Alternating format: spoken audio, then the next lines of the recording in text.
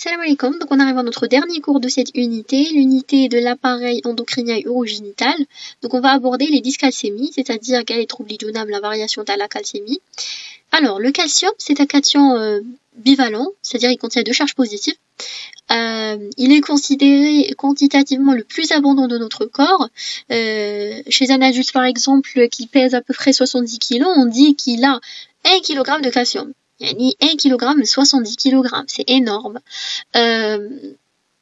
Et puis, il est principalement localisé au niveau osseux. On trouve 99% كاع من 1 كيلو هذه 99% كاع تكون au niveau osseux sous forme non soluble, sous forme d'hydroxyapatite liée au phosphore.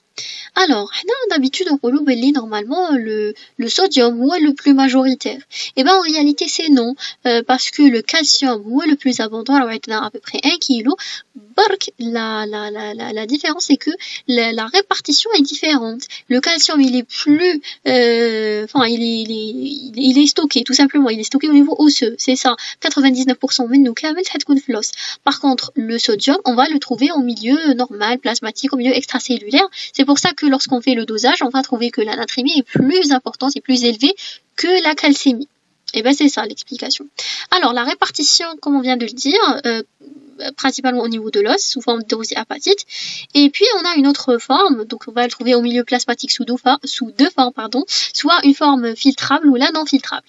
La forme non filtrable, elle est plutôt liée à des protéines. On va trouver 40% من 1% اللي بقات لنا, c'est-à-dire ناخذ 99%, ال 1% اللي بقات لي حتكون هي في روحها متقسمه 40% مرتبطة مع des protéines, 50% حنلقاوها ionisée, c'est la forme filtrable.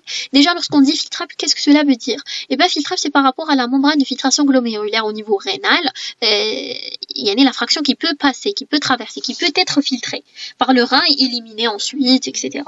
Donc, le calcium n'est pas complètement filtré. 40% ne peut pas être filtré, c'est parce qu'elle est liée aux protéines, que les protéines ne peuvent pas traverser la membrane de filtration glomérulaire. Cette fraction-là, elle est sensible à l'équilibre acido-basique, c'est-à-dire les variations du pH sanguin en cas d'acidose. Donc on va tout de suite bien expliquer tout ça. Mais en cas d'acidose, on aura diminution de la liaison le calcium à les protéines, et en cas d'alcalose, c'est le contraire. C'est une liaison très importante. Et on va revenir à ça. La forme filtrable qui peut traverser la membrane de filtration glomérulaire, celle-là, elle est encore une fois divisée en deux parties. Elle a 50%. C'est la forme ionisée et c'est la seule fraction qui est biologiquement active. C'est la seule forme qui est biologiquement active et c'est elle et qui est responsable des symptômes, des différents symptômes en cas d'hypercalcémie ou d'hypocalcémie, ou là c'est elle qui est active. Elle exerce l'effet ou là les actions de le calcium. Cette forme-là, elle est influencée par les systèmes de régulation, surtout la régulation hormonale. Là, on parle de la régulation hormonale, c'est comme ce qu'on a vu le cours de l'hydrosphorémie, c'est les mêmes hormones. On a 3 hormones, le calcitriol, la PTH et la calcitonin. هادو ثلاثة هما يأثروا لي على هما يتحكموا لي في يا إما يطلعوا la calcémie, يا إما يحبطوها en fonction des besoins. 10% de la forme filtrable, on va la trouver complexée à des ions. Voilà, elle circule. Celle-là, elle est libre. Elle est ionisée et libre. Donc, c'est elle qui est active. Alors, le bilan calcique تاعنا. كما قلنا, puisque on a dit que le calcium, عندنا un calcium اللي يكون مرتبط بالبروتين. Donc, lorsqu'on fait le dosage, du calcium, on fait la calcémie. Déjà de 1, la calcémie l'indéroir, quotidiennement ou la standard, c'est la calcémie totale. Parce que ce qu'on dose, c'est la calcémie totale. Elle est de 1. Voilà. À l'état normal, lorsqu'on fait un bilan calcique, on va trouver, le bilan il donne la calcémie totale. Les 2,1, même 2,1 et 2,55, elle est la normale, millimol par litre. Après, la calcémie ionisée, c'est pas le même chiffre. C'est mais c'est pas le même dosage. Donc, avoir 1,15 jusqu'à 1,3, elle est la normale, millimol par litre. La calcémie ionisée n'est pas toujours dosée. On va doser plutôt la calcémie totale. La calcémie ionisée est dosée dans certains cas, et pas toujours, parce que c'est un dosage de 1 artériel, et non pas veineux comme celle-là. De 2, c'est avec la gazométrie, on l'a fait avec la gazométrie, parce que c'est un prélèvement encore une fois artériel. Les là une seringue spécifique, qui est hermétique, il faut pas qu'elle s'expose aux oxygènes, à l'air libre. Les vraiment la protéger, et sur place ne doit pour faire le bilan et le dosage, et voilà. Si tu sors un seringue hermétique, les un anticoagulant héparine, et voilà. Par contre, qui me rend à la calcémie totale, c'est elle qu'on dose, on ne peut pas faire l'interprétation d'un bilan calcique sans avoir une idée sur la protidémie et le pH sanguin.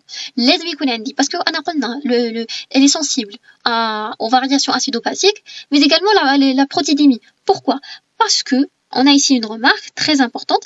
Toute variation de la protidémie de 10 grammes, elle va entraîner une variation de la calcémie totale de 0,25 mmol par litre dans le même sens. C'est-à-dire, alors je m'explique là ici, donc يا إما تزيد ولا تنقص لا بروتيديمي ب10 غرام حتى لا كالسيمي تنقص ولا تزيد ب 0.25 مليمول باغ لتر في لو ميم سونس. تسمى لا بروتيديمي إلا زادت ب10 غرام لا كالسيمي حتزيد ب 0.25 مليمول.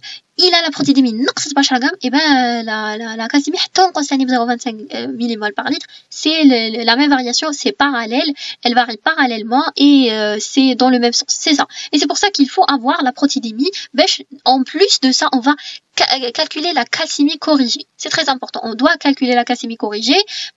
On doit la corriger tout simplement parce que خطرات يكونوا عندي une hypoprotidémie حتأثر لي على la calcémie totale. حتكون يا إما fausse. Voilà, حتكون fausse tout simplement, حتكون fausse. C'est pour ça qu'il faut la corriger. Et voilà, donc les variations de la protidémie, elle fait entraîner des variations dans le même sens à la calcémie. Donc voilà, c'est pour ça qu'il faut la corriger. On va voir la formule à la correction. Et l'acidose, voilà. Donc pour ce qui est du pH, en cas d'acidose, on a dit que on a une diminution de la liaison aux protides. On a une diminution de la liaison aux protides, c'est-à-dire en cas d'acidose, un excès de protéines, enfin un excès de protons, pardon. Le pH bas, un pH bas inférieur à 7 et un excès de protons, des H+. Les H+, ils vont se lier à l'albumine. L'albumine, c'est cette protéine qui lie le calcium. Elles vont se lier à l'albumine, ce qui augmente la charge positive de l'albumine. Des protons. Les protons, ils ont une charge positive. Ils rendent plus positive. Charge positive bzaf. Ou qui va maintenant, le calcium, c'est une charge positive aussi. Un ou 2+. C'est A2+. Voilà. Donc, albumine charge positive ou l'aide bzaf, zidilha calcium charge positive, c'est pas possible. Donc l'albumine peut être libérée, elle va libérer l'albumine va commencer à libérer le calcium. Le calcium, une fois libéré dans le sang, il peut pas rester comme ça, il va être ionisé. C'est pour ça qu'on dit l'acidose, elle fait augmenter la calcémie ionisée. Je sais pas si c'est clair, c'est juste le mécanisme, c'est la diminution de la liaison du calcium avec les protides. Libération de le calcium au milieu plasmatique ne peut pas rester comme ça, il va être ionisé, ce qui augmente la fraction ionisée. Vous voyez comment l'acidose, elle fait. Ensuite, l'alcalose, c'est totalement l'inverse. Un pH très élevé, et c'est un milieu alcalin. L'albumine va commencer à libérer du H+, pour un petit peu tamponner. Le pH. Alors, t'as des acides, donc, elle va libérer bzef H+, ou le H+, c'est une charge positive, donc elle est en train de perdre des charges positives. Ce qui fait, elle va augmenter sa charge négative. L'albumine, elle est plus négative. Négatif, il y a tiré bzef positif. Donc, elle va fixer bzef le calcium. Et donc, ça diminue la fraction ionisée de le calcium. L'acidose augmente la calcémie ionisée, l'alcalose diminue la calcémie ionisée, et c'est par rapport à la liaison, tout simplement. L'acidose diminue la liaison avec les protides, l'alcalose augmente la liaison avec les protides et le calcium. J'espère que c'est clair à la partie. Alors, on parle un petit peu des besoins journalistes qui est recommandé. Alors, les recommandations sont en fonction de l'âge. Ça varie entre 800 et 1500 mg. C'est en fonction de l'âge parce que le calcium, il participe au métabolisme osseux et le métabolisme osseux, il est beaucoup plus actif pendant l'enfance, pendant la croissance, tout simplement. Et donc, une des croissances importantes, les calcium plus importants. Donc, les apports économiques plus élevés. C'est entre à peu près, on va dire, 1 gramme par jour chez l'enfant. Et après, chez l'adulte normal, c'est 800. Ensuite, une autre variation, c'est chez la femme, en période de grossesse, lorsqu'elle est enceinte, en période d'allaitement aussi, les apports économiques plus élevés. Parce qu'elle a un bébé, elle le nourrit, donc le calcium est divisé en deux. شويه la maman شويه l'enfant. C'est pour ça les apports يكونوا plus élevés. Et chez